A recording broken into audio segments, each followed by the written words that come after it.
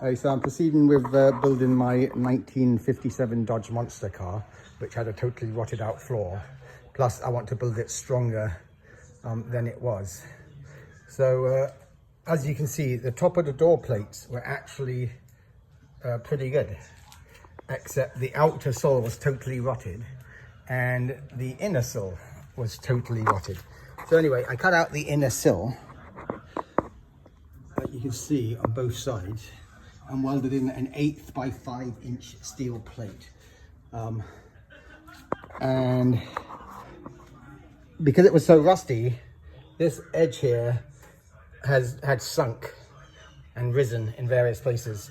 So this allowed me to, place the car in a position which straightened up the floor as best it could.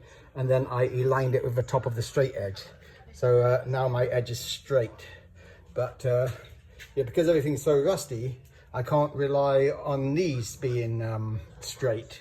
So I imagine those were in a horizontal position from the factory.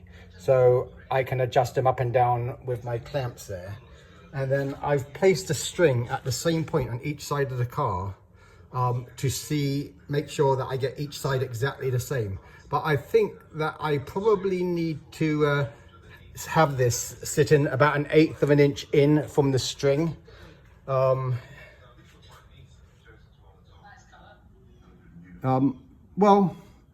almost touching it, probably just a slight gap on each side. And as long as each side's exactly the same, and I'm pretty close, it should be fine. So that's pretty good. I also did the same thing with the string along the bottom to get this edge dead straight. So I'm going to weld a bar across here now.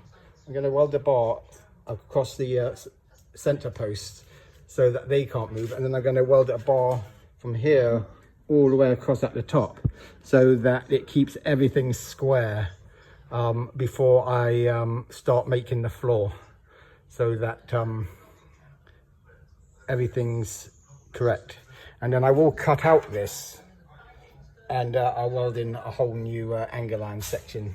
Well, actually 3-inch channel section, and so it'll be I'll make it actually stronger than it was originally.